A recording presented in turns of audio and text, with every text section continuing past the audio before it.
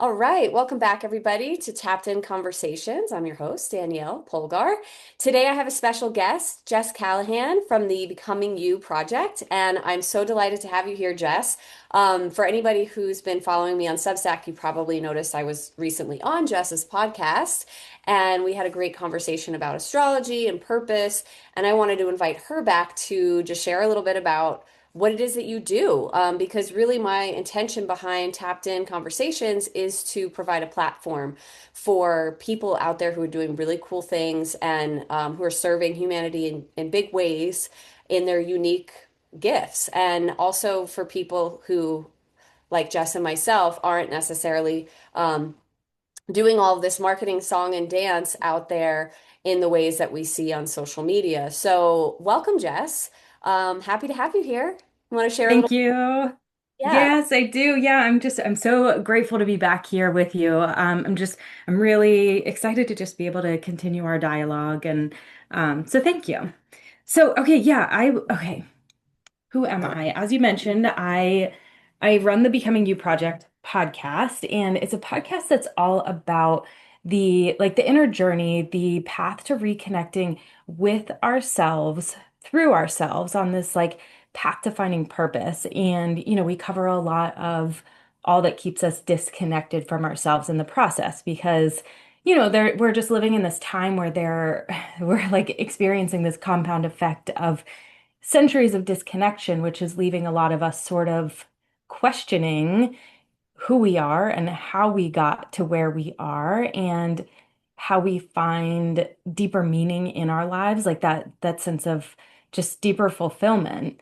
And so yeah, I think, that's really like the point that brought me to where I am today. My life, I haven't always felt so aligned with my purpose. I started my career in public relations early on, which I loved.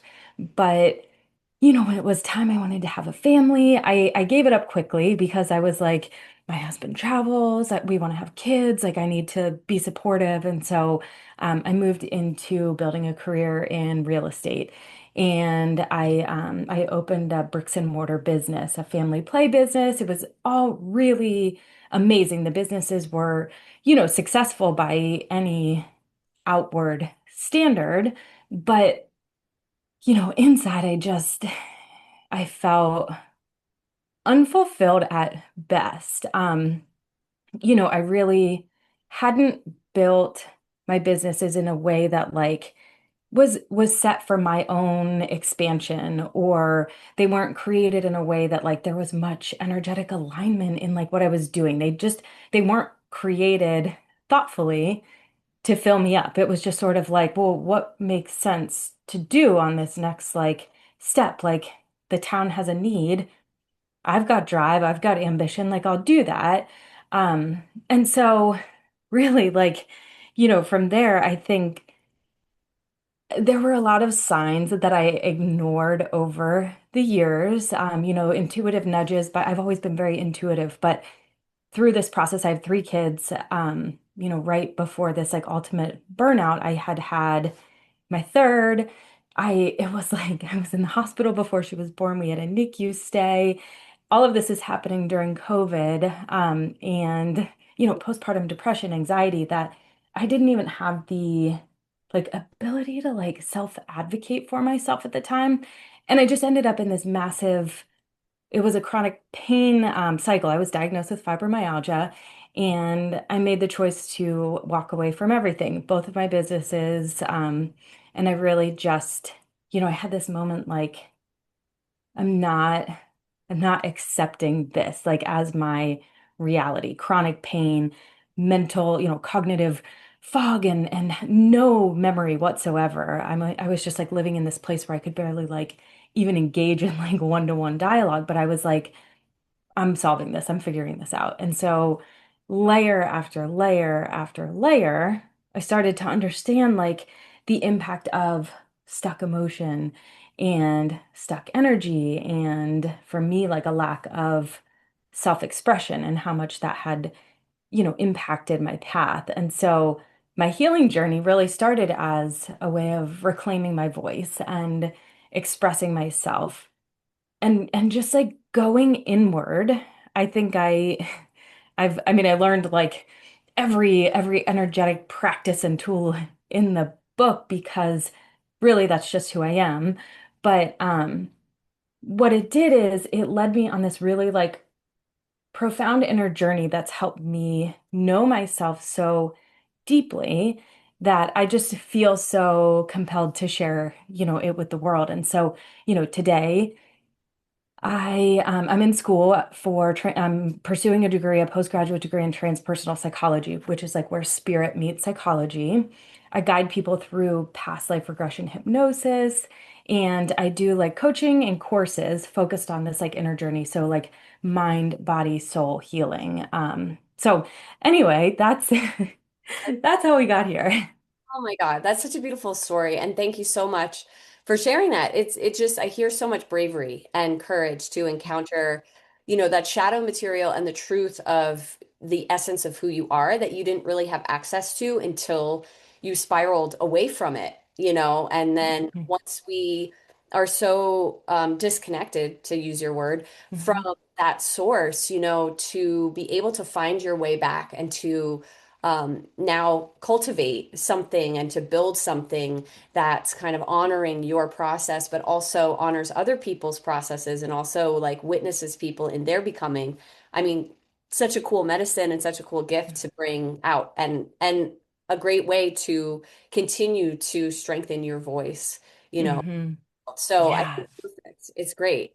And you do have Chiron in Gemini. You're part of the Yeah. generation where Mhm, there's potentially wound around voice and speaking. mhm, And I think having it in the seventh house of relationship really shows your capacity to be that way shower for others of like, mhm, I know this deep within my soul and I get it and I can empathize and I can also show you the way through, the confusion and the questions and also that you're still figuring it out. Like you're not like claiming to be like arrived at, you're mhm. like, I'm in the process of, and Yeah. aren't we all like still Yeah.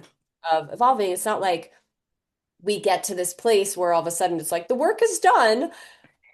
Okay, now I can sit back and relax and just have a blast. Like, yeah, maybe we get moments where there's reprieve, but we're really here, to experience change and evolution and growth. And a lot of that is about facing the shadow and recognizing when we are disconnected from the soulfulness of our experience, like the truth of our being at our essence, at Mhm, our core. So I love that. It's beautiful. And, I'm curious for you to speak a little bit about this past life regression hypnosis. mhm. I think it's so, I love Yeah. this stuff, so fascinating and juicy. And and also because your sun is in the 12th house. And for those of Mhm, you who are familiar with astrology, the 12th house is the house of the unconscious, and it is the house of the womb space, or even where we connect to past lives, where we connect mhm, to the collective unconscious. So this is a place where you really shine. And mhm, I believe your south node is also there. So there's some past life connection for you in mhm. that way as well, right? Yeah. Yeah. So say a little bit more about how you arrived there as like an interest and an exploration and how you work with clients in that capacity. Yeah, definitely. Okay, so it's interesting because as I was on my own healing journey, I was like, I came across past life regression work, and I was like, this really, I felt like intuitively and really deeply connected to it. I was speaking with another provider, and she gave me these like tests to go through on my own just to see like how like hypnotizable I was because I've never been under hypnosis. And one of the questionnaires that she gave me was on aphantasia. I don't know. Do you know what that is? So it's having a blind mind's eye. Exactly. Go on. Explain. Yeah. Yeah. So basically, I had no clue. And like, I've had a yoga practice for, more than 20 years. I've had a meditation practice for almost that long. I know the things that work for me, but like, as I would be in a meditation and as I would like, someone would be talking me through this like garden and they'd be talking about the beautiful blue flowers and the green leaves and, it'd be very visual. I would just get frustrated and I would be like, why can't I see it? And so if anything, it would like have the opposite effect where I would just get distracted. And I really had no clue that it was because I literally like it is total blindness. Like if I'm in a meditation, if I anywhere, if I close my eyes, I can't see anything.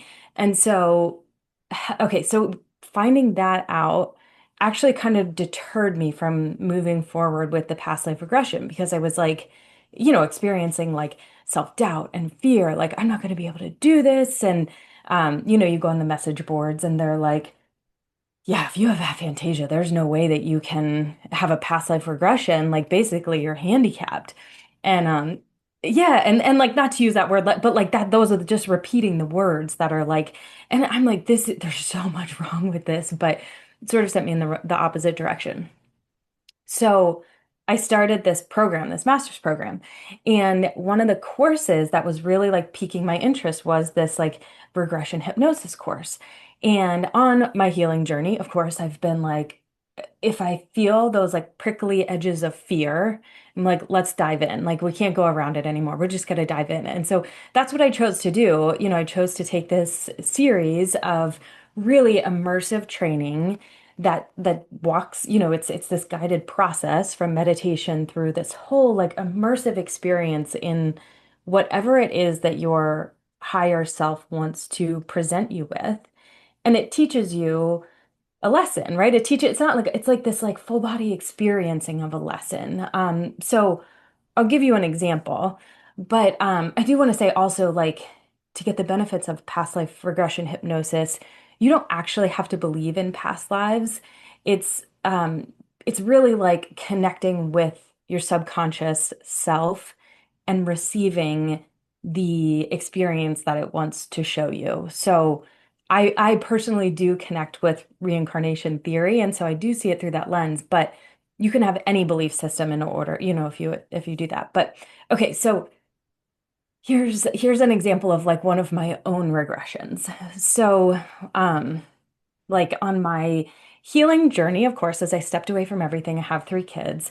But I have like Sagittarius, a stellium in Sagittarius, right? I'm a Sag rising. I have my moon in the ninth house, which also pulls like Okay. so a yeah, like so many of those like themes of wanting to like learn and expand.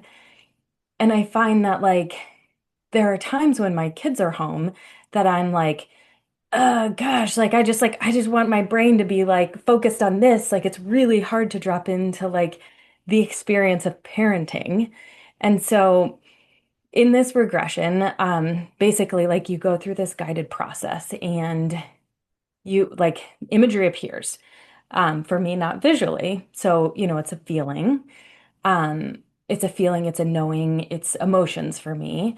But imagery comes forth. And in the first one, I knew that I was like almost in this like little house on the prairie setting, right?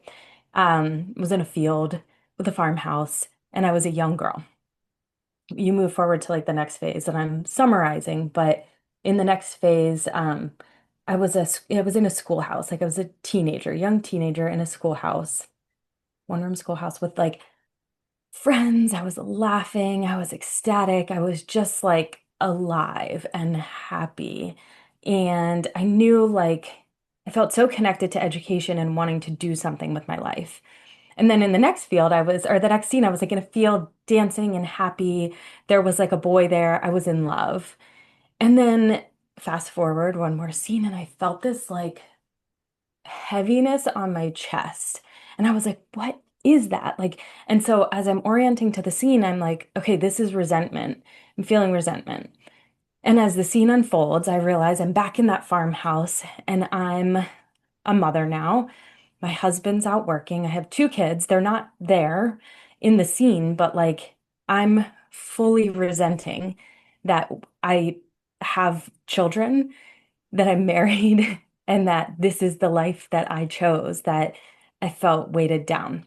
And so, in a past life regression, you go through the death scene, which helps you integrate lessons. And in that death scene, as I died, um, my family was there, but I might as well have been alone because, like, basically, there was just no love. It was, and so the lesson, and this lesson has come back to me so deeply since that time that like love is what it's about. Like there's so many other things you can, do and achieve and feel pulled to. But at the end of the day, for me, it's love and pouring into my kids and so it's a reminder that comes up for me all the time, a really embodied reminder that I like that's what I want. I don't want to be like on my deathbed without those deep relationships. I want to pour into them first. And so, however the imagery comes forth and whatever the story, it has a ripple effect of healing, like indefinitely. And so, does that answer your question? I know that was kind of a long Yeah. story. Oh my God, it totally does. And then it stimulates more questions. I mean, it's just so beautiful to hear how there's this, it seems like, and I've experienced this too, doing past life regression and in dreams and other types of healing work, where it's like there's this thread, and I'm wondering, I don't know, I don't have the answers, but like a soul thread is what I'll call it, of Hmm. like a theme that we work out from lifetime to lifetime. Hmm. And like whatever we don't complete or accomplish or whatever, or learn or understand or resolve, we carry that into the next lifetime in some capacity. And each lifetime is thus an opportunity to transform that or to Hmm. learn a new layer. And I just think that's so perfect for also what we know about astrology or what we think we know about astrology. And, Hmm. the soul comes in with this kind of curriculum or contract that really gives us like an opportunity to learn and grow and work through some of this material. Um, and I Hmm. find that like so much of what people say too is, once they follow the line through the story, like it does always come back to love. Like Hmm. there's always something that comes back to love, being loved, not being loved, like that core piece of connection to source, connection Hmm. and belonging to something greater. Um, Hmm. and I just Yeah. think it's so beautiful that that's what you're doing essentially with Mhm. what you do is bringing people back into that conversation with themselves. Yeah. Yeah, it does. I think you're so right in naming that love really is like the underlying answer to all of it. And like if you think about like the soul journey or energetic chain of experience, it's like at the end of it all, right? But like there's this idea that like once you reach the state of like enlightenment or like pure love, you reintegrate into like source energy or whatever it is that your belief system is. But yeah, that you would come back through lifetimes. And if you visualize it like a diamond, right? And in each lifetime, you're coming back and you're like polishing another facet of the diamond as you work on another stage of your growth. So the way like past life regression works is that if there are like negative karmic patterns that have developed over your soul journey. They accumulate, over time if you don't interrupt them. Could be ancestral patterns. It could be positive patterns. Like I really like music. What's my connection to music? The people that come into life and have this like inexplicable ability to like hear music or play music in a certain way, you can explore the origination of all of those themes. And if you want to invite a positive theme into your life in a more supportive way, you can explore that. But if you want to interrupt some sort of theme about like, a fear of rejection or abandonment or something like that, you can usually trace it back to some sort of point of origination in a past life. And it's like once you're able to name it, experience it, and then work with the energy that comes forth. So that's why like working with a guide versus like doing a meditation, it really helps you actually just like release any of that stuck energy so that you can really just like ultimately release the pattern. Yeah, totally. And that sounds so much like parts work to me. And the kind of like in my therapeutic work with clients, instead of going like into a past life, we'll go into the first time you experience this, right? Like from this current Mhm. life, first time you felt this feeling of rejection or whatever. And I often guide people into that process of just connecting with that emotion. And then, we can unpack that a little bit and show up differently for, that part of ourselves that didn't get its needs met in the now and like Mhm. create that repair. So it sounds like that's a similar Mhm. thing, is that there's a repair that's happening with that past life. Yeah, actually, I think parts work and past life regression work together really well. Like, we do some parts work through the process of past life regression, but there is an integration process. One thing that I've learned, really deeply is how this comes up. I hear, from clients, or we call them travelers sometimes, the people that we guide. They'll come back and they'll just talk about, later what's coming up, even, weeks, months down the road, like some sort of lesson that they didn't even realize was at the forefront. Like they didn't even realize that it was going to come up. And in the immediate integration after the regression, they weren't like focused on it at all. But then maybe like a month down the road, they're like, wow, like I have this deep healing work that I'm doing that I didn't even know I needed to do. It like opens doors to a path of healing that maybe you weren't even aware you needed yet. I love that. Travelers, what a cool word. I mean, Yeah. for your Sag ascendant and your moon in the ninth house of travel, Yeah. like It's you're the guide. You're the travel guide for yeah, people. it is. I mean, like aside from like the integration work for me is like where it's at, where I feel most connected to. But as the guide, it is always so cool the moment that they start, because like you're communicating, when you're in hypnosis, it's not like you are conscious. You could be like, I don't want to do this, I'm done. Like, you're in a state of trance, but like you're also conscious. And so, I'm always like there with them, like, have we gotten them there enough? Are we deep enough? Like, is this? And then it's like, okay, I see the like narrow cobblestone streets. It feels like I'm in Spain. Or like I'm in a boat approaching an island and I see like small houses and there's like gold on the top of them um and then this like heaviness that's like okay, we're here to take the gold, and then you have but like Right. it's a story and you just get one little piece of it at the beginning and then it's my job to help them explore the scene as it unfolds. Like, what's the feeling that you're feeling as you're approaching that shoreline? Or, who's there with you? Like, what body are you in? What's your name? Like it's just like we explore it part by part until the scene unfolds. And so outside of just like the healing work, it's a very cool story that you get to be part of too. You're like showing up in different times and places. Right. It's time travel. Yeah. I mean, that's so cool. I love that. Um, and it's interesting too, because again, your South Node. So like, let's say if we're thinking about this in terms of past lives, the South Node would be something that you're carrying over from another lifetime into this lifetime. Or you could say it's a tendency that you have in this lifetime, if we're just starting from here, starting from scratch.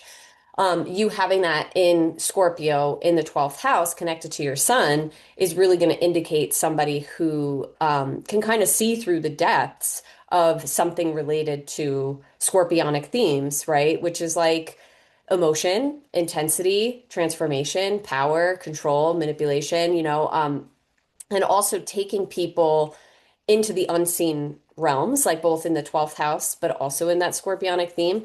But your soul is actually carrying people into like the practical application of how do I weave this into my everyday life? Like, that's great to know about that. But how am I Mhm. actually using it to do something impactful in my life today? Would you say that Mhm. that's accurate? Like, in how you, Yeah, yeah, fully. And I think like speaking to like the larger umbrella of my work, which is really in like connecting with soul purpose and like just finding that like why in your life or like fulfilling that void that so many of us have. That inner journey is like I think one of the things that I found as my work developed was that it truly is a mind, body, soul process. Like it's fun to think about like purpose and for me like live in the clouds like like seventh chakra, connect, or, even like six, connect to my intuition and just like live in, spirituality or connect with collective consciousness. But like, if you don't do it in a way that's really grounded, like root chakra grounded, based in the body, like none of it sticks. And so, just as much as I love talking people through connecting with purpose, reconnecting with their intuition, my like one of the courses that I offer is it's nervous system regulation because you can't do any of that work without a regulated nervous system. And so yeah, I think it's it is a blend of this like soulful journey in a really like grounded and practical way. I hadn't actually thought about that through the lens of my astrology before, which is cool. Yeah, I mean, my husband has his south node in Scorpio in the 12th as well, and so his north node's in Taurus in the 6th, and he's a Mhm. healer as well, and he's a medical intuitive, so he similarly like can pull information through the body and then help the body regulate, release, and utilize like that Mhm. information for healing. And I think the nervous system piece is so connected to the axis of Taurus and Scorpio. Mhm. So it's like such a perfect manifestation of, your potential in this lifetime and amazing that you landed on it. Because, not everybody totally finds that thing that they can bring forward in that way where it's like stimulating, exciting, healing for you, but also a gift for others, right? Mhm. Yeah, I think that it's interesting to name that too, I think, because before I regulated my nervous system, fibromyalgia is like a disorder of the nervous system, right? It's like my nervous system was so dysregulated that I was just chronically stuck in that like sympathetic fight or flight state, functional freeze, I think mostly in my instance. But I was disconnected at that time from all things. And I've always been interested in astrology. I've always known that like astrology would be part of my journey. But all I really knew at that time was that I was a Scorpio sun. And I was like, okay, so like that means I'm like deep, can be a little moody. Scorpios get a like rap for like being moody. But I was like, I don't feel deep right now because when you're in functional freeze, you can't go deep. You don't have the capacity literally to like go deeper than surface level. And so I was like, it just feels meaningless largely. And so it was that pairing of nervous system regulation with actually understanding my natal chart.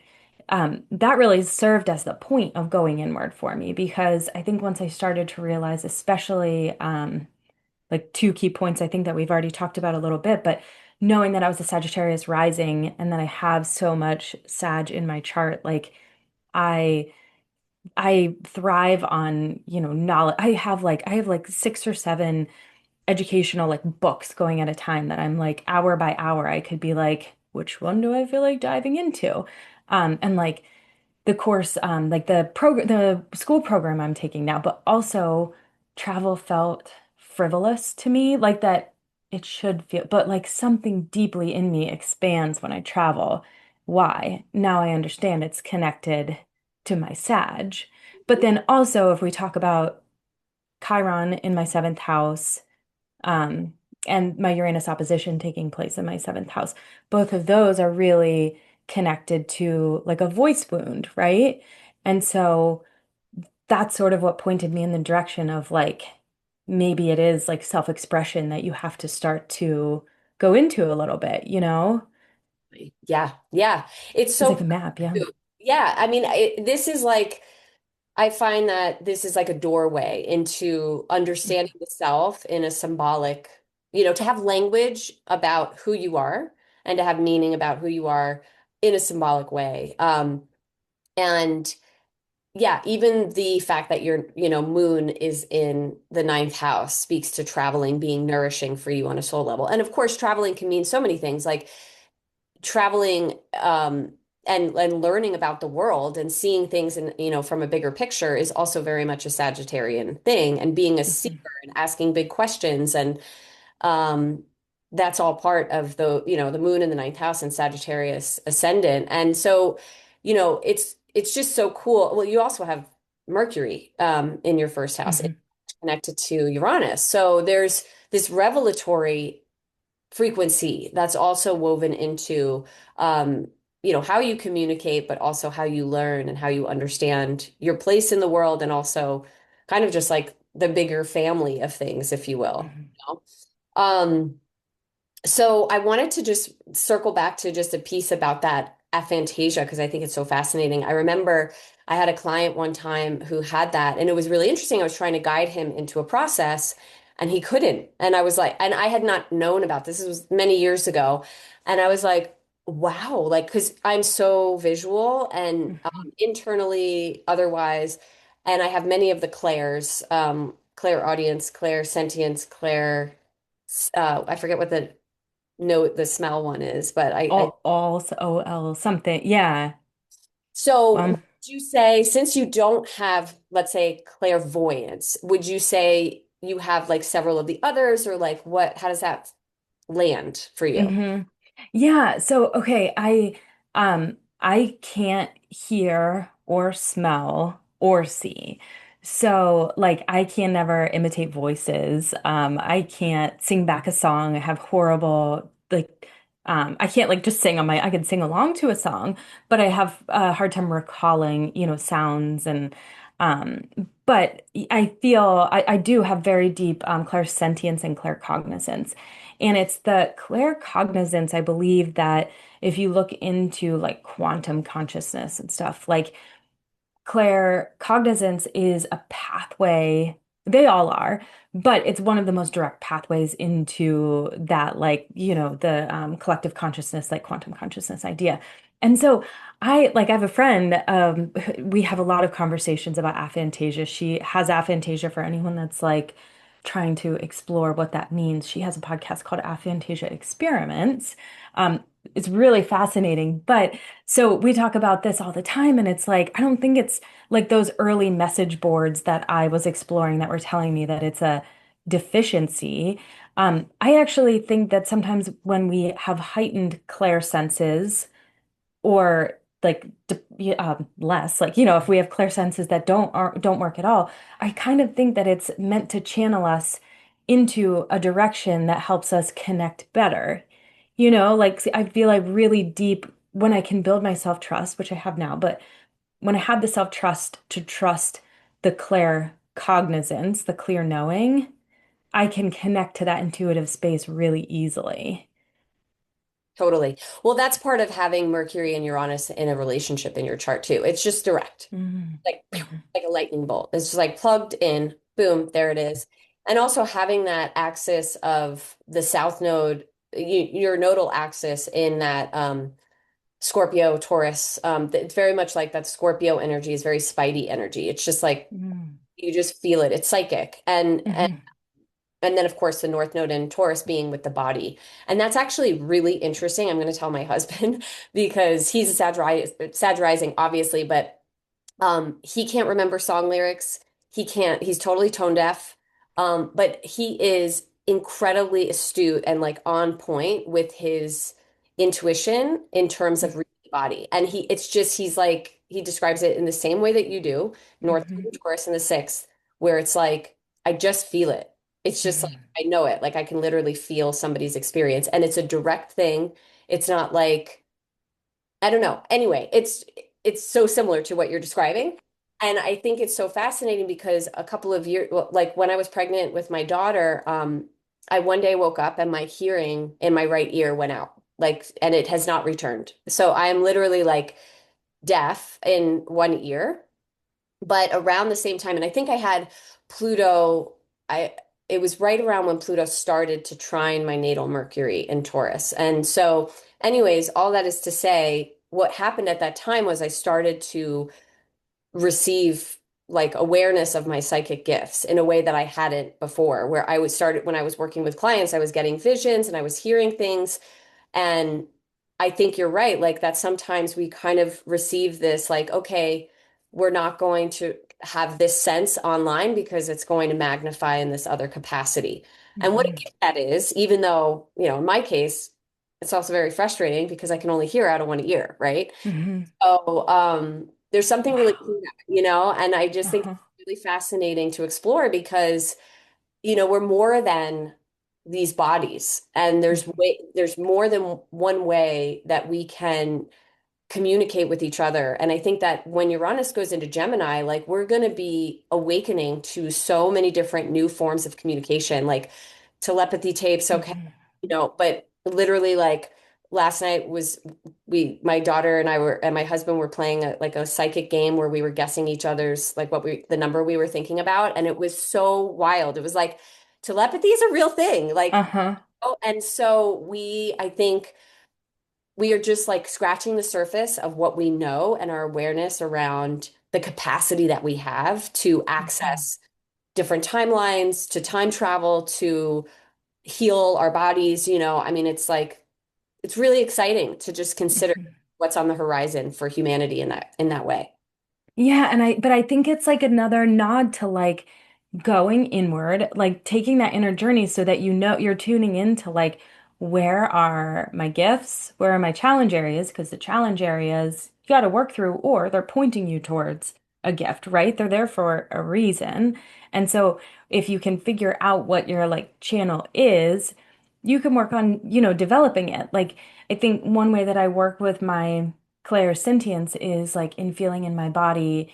I do this a lot in yoga, like as we're starting, the meditations at the beginning and the end, I just feel where sensations live in my body to the point that like now I know if something comes up and it's fear, I know where fear lives in my body. If it's intuition, I know where intuition lives in my body. So I can generally be like, is this something that I need to like address now, or is it a fear that I need to work through? But we all have different ways. You have to just tune in. And then it just, I mean, like think of the clarity that that gives you.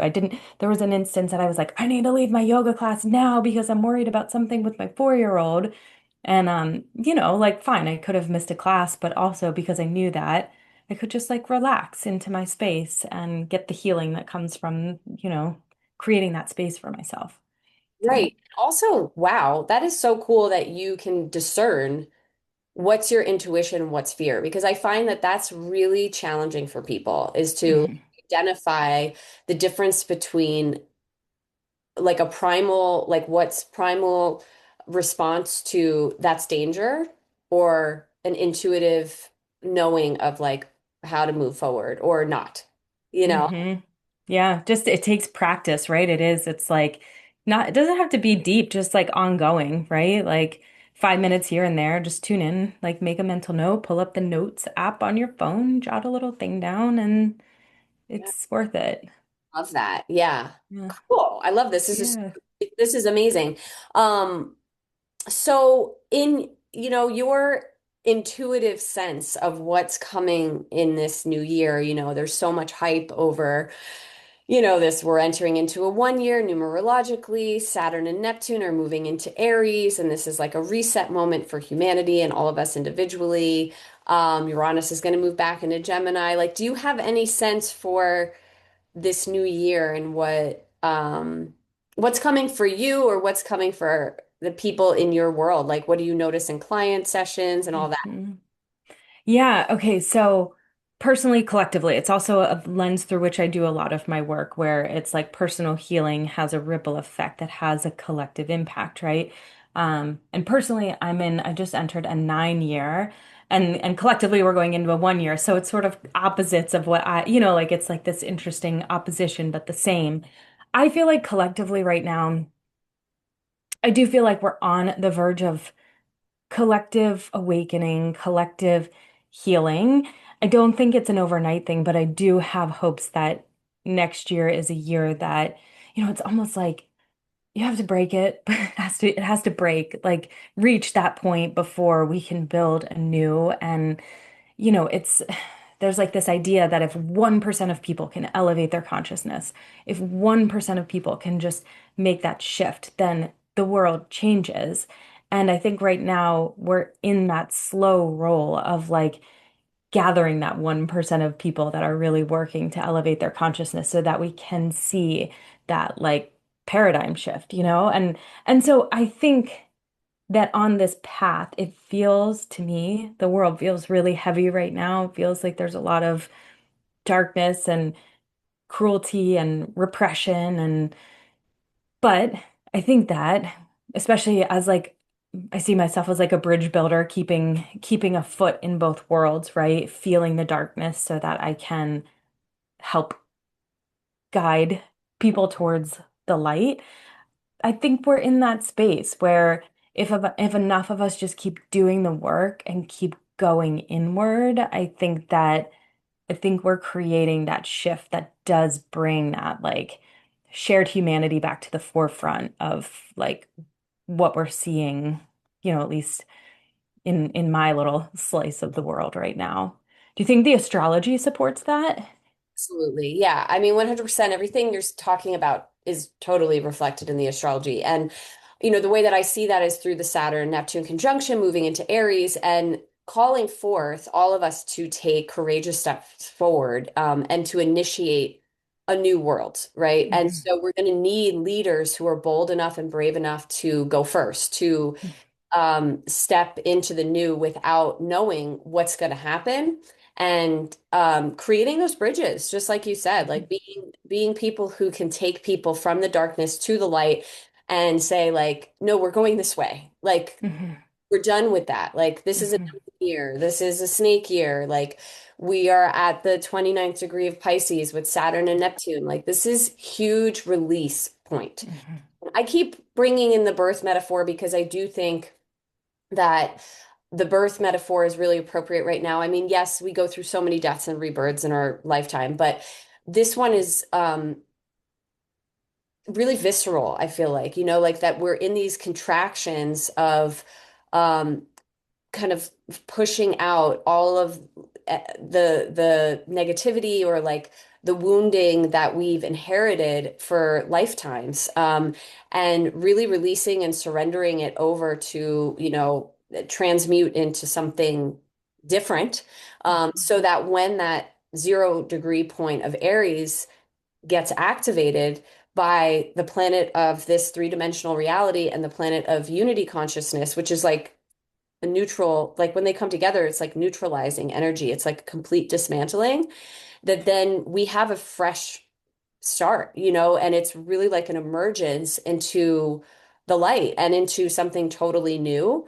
Um, and birth is uncomfortable, so it's not like it's going to be like, hurrah, there is a discomfort that's associated with giving birth. But what's on the other side of that is this like celebration and this energy of relief, that I think so many of us are yearning for right now, and also the feeling that I keep coming back to of like, I don't know, we might have talked about this on your podcast, but like when I was giving birth to my first child, I never had the urge to push. And so it was like I had to use all of my force to get her out. With my second, I finally had that urge and it was so satisfying. I was like, oh my God, I'm working with this dynamic force, like moving through my body and trusting in that. And it was so, the other only word I can think of was satisfying. And I think we're all waiting for that moment to push, Mhm. Mhm. but it's not arrived yet. And there's purpose in that pregnant pause and the presence that's required to just be with what is in that void space in between who we were, who we've been, into like who we're becoming. Um, and see what happens from there, Does that answer your question? Yeah, I think so. No, yeah, definitely answers my question. But I think like through my lens, at least, I'll add like I see that middle ground of like this like messy middle of sort of waiting and it's not here yet is so important. But I also see the necessity for taking small, courageous action in that time, And if we come back to this whole like idea of like self-expression and healing a voice wound, so I'm looking at it through a narrow lens. But I really do think that for all of us, like speaking up, sharing ourselves, sharing our healing, sharing our, even just like on the collective sense, saying like, this is the world I want and naming it, it's sort of like, I think that that helps with that ripple effect. It's like we have to sit in this messy middle. We're not ready for that push yet, as you say. But I do think that there's small steps that can be taken to sort of just like generate the momentum and say, like, collectively, this is the world that we want and this is the minimum standard, and how do you do that? From my perspective, it's by just sharing your voice little by little and just like speaking up so that you give that almost like silent permission to the person next to you to speak their voice too, and the ripple goes on. Yeah, absolutely beautiful. That's so Pluto and Aquarius in your third house too. And Uh, also, yeah, you're speaking to the North Node transit in Pisces that we have until July of 2026, which, is really speaking to embodying the frequency that we wish to see in the world, to be as mm, cliche as that, thing, be the change. But it is true because if we embody the frequency of what we want to bring into this world, then we become that frequency and we mhm, emit. And from that frequency, if we're all emitting that frequency, we can all elevate to a new frequency together rather than being stuck in these old patterns, right? That are ready to die away. And so it's like surrendering surrendering into that process. And like you said, still taking small steps into the future and using, the courage and the power that we have within us to give birth to that new mhm, version of the world that we want to experience. And yeah, and it takes courage. It's not, we don't, it's trusting in the unknown. We don't know what's going to come of all of this, but it's going to be interesting with all these planets moving into fire and air. And I mean, I'm personally really excited. So I try to hype up, my clients to be excited too, and just to trust in themselves that, you were born at this time for a reason. mhm. And to, Or through past life regression, you maybe chose to be born under these specific astrological conditions so that your unique soul, your unique expression could have an impact in the world in this shift. you got it. Yeah. Hmm. It's so inspiring. I love that. Well, thank you so much for coming on the podcast and sharing about what it is that you do. I will include all of your links to your podcast and to reaching out to you to connect to do any past life regression. Is there anything Hmm. else that you want to add or say, in closing? No, I just thank you for being here. Thank you for having me. I feel like we could definitely just have these conversations indefinitely. They're really fun for me. And yeah, I'm honored to be here. And I think for anyone listening, just like continuing to go inward and to tune in and to share your most authentic self with the world fearlessly. It's just a reminder to on your own healing journey that there's a purpose for it. So Beautifully. Beautifully said. I love it. Thanks so much, Jess. And I hope to have yeah, you back on the podcast at another time. thanks.